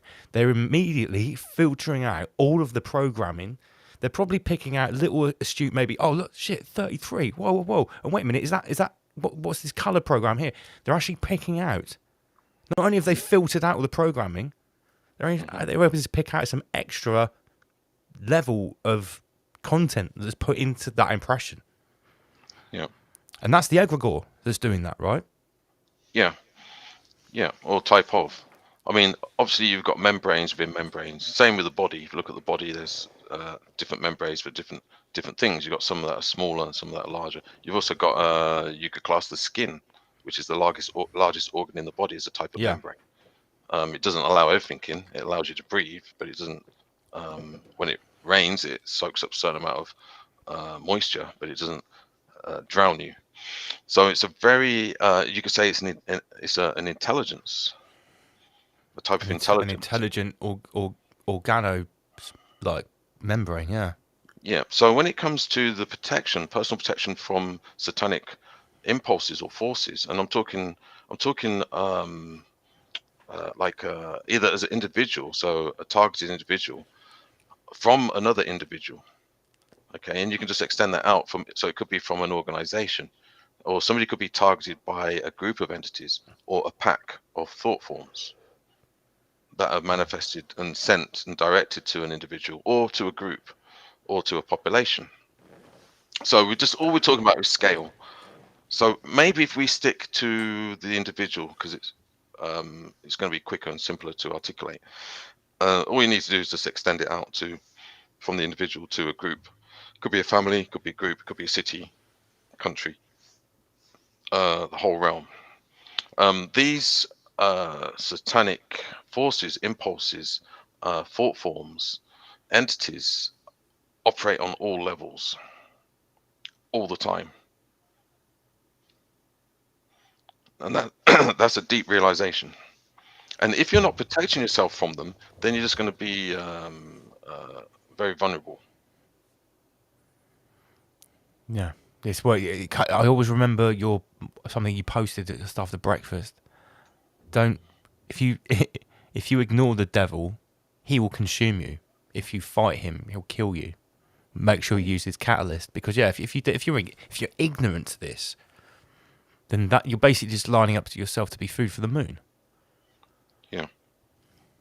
Yeah, which also serves a purpose to the larger reality system. Yeah, we respect those people that want to be fertilized. Obviously, that's their choice. Yeah, I mean, they may have self-sacrificed themselves for the greater good of humanity. Who knows? It's not really for us to judge.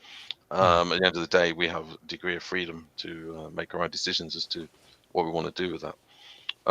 So going back to the development of the connection between self and other. So what I'm trying to say is it's very hard to protect yourself in isolation. In fact, even if you look at the narcissistic type of relationship, what does the narcissist always do to their codependent? They try to cut them off from friends, from family. their loved ones, friends, family. Yeah, isolate them, then to gaslight them. Yeah. So you're very vulnerable in isolation. This also applies to those in the spiritual community that are obsessed with this.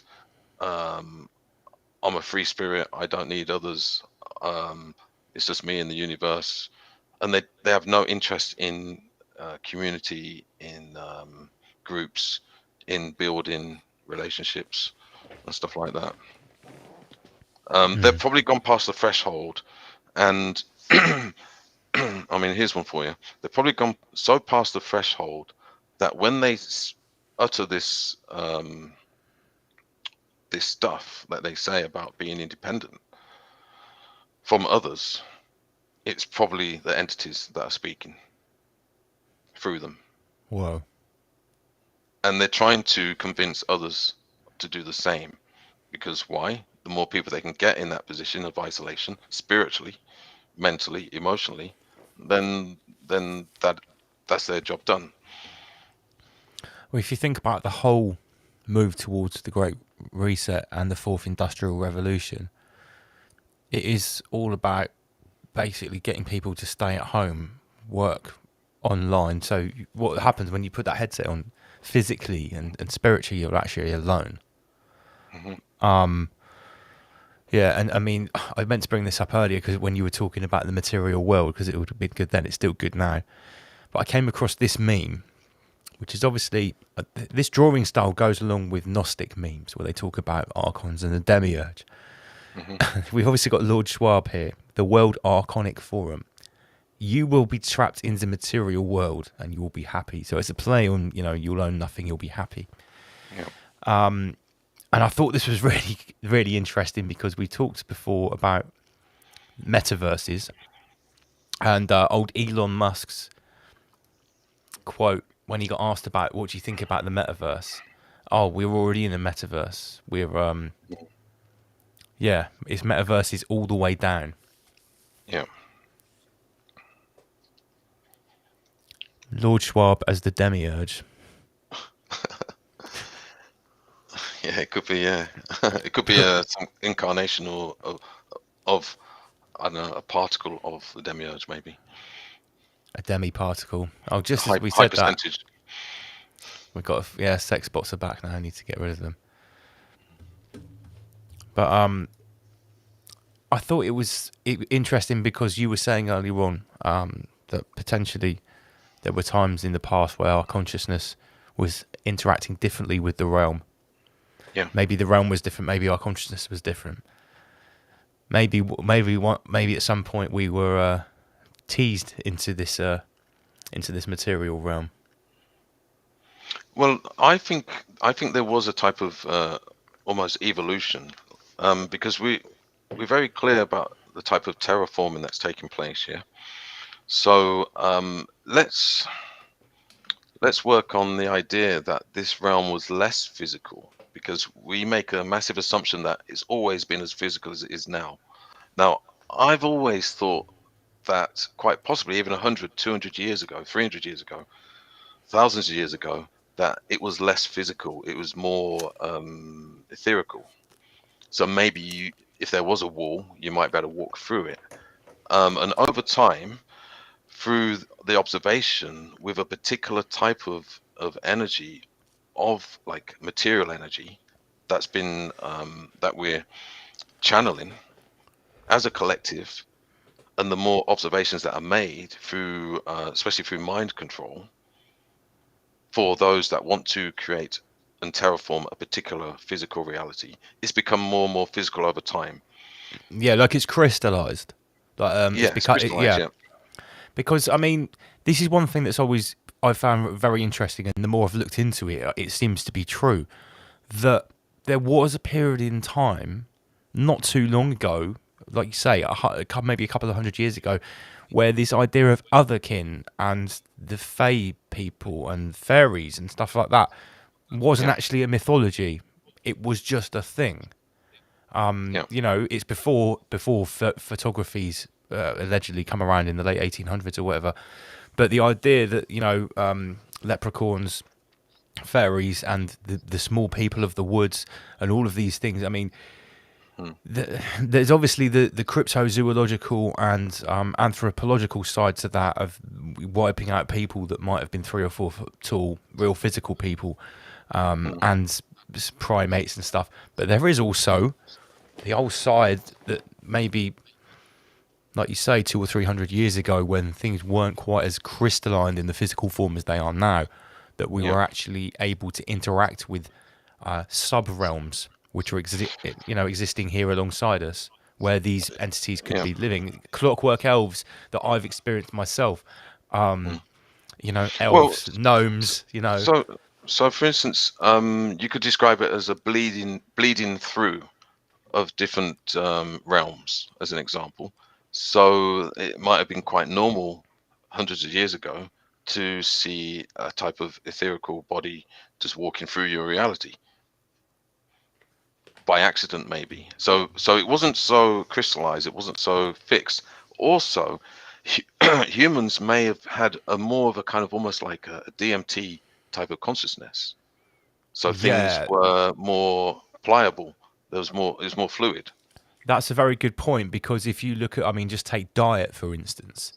I mean, it's no stretch of the imagination that as food has become processed, the food is more dead. There are more artificial chemicals in it. Well, if that is calcifying our pineal gland, would that not make complete sense as to what you've just said? Somebody with a completely pure, virgin, uncalcified pineal gland, that, you know, they'd never drunk tap water. They'd never, you know, you'd be pumping out a more latent dose of DMT. You could be really microdosing every day. And what about children? They always have these imaginary friends. I mean, I remember myself when I was a very young child, life was way more transient and fluid. As you get older, it starts to solidify. And any inclination towards kind of immaterial or translucent friends and things like that, imaginary friends, it's quickly stamped out. Yeah, it was suppressed. Very strange. I was looking into the eyes of my baby nephew today. He was at the office. He's only about a month old, baby Lloyd, and he's just about got to the stage where he can look at you and recognise you there, I was getting really close to him. He sort of reached up and touched my nose, and he grinned, but then because he sort of laughed and some air went through his nose, he thought it was quite clear he doesn't know how to use his meat suit yet, and his meat suit is actually hindering him. I could see this because he would sort of have a laugh, and there'd be some snot, and his arms don't even reach his face. He can't wipe the snot away, so he's getting used to this blubbery meat suit that he's very new to him. But what I can see going on in his eyes is he's accessing things that are going on around me that are much more interesting than, think about it. If this meat suit is new to you, then seeing everybody else's meat suit should be pretty interesting as well. Yeah. It should catch your eye. But little baby Lloyd is now, he can see me, but he's still, for me, it was clear he's accessing extra levels of the realm that our crystallized perceptive meat suit ability it just simply cannot access anymore. Yeah, well, this I mean, we could talk for hours, but and this is another subject that I teach. I teach the ability to focus, but equally the ability to unfocus. So you expand your peripheral vision, and there is a phenomena where when you expand your peripheral vision, guess what?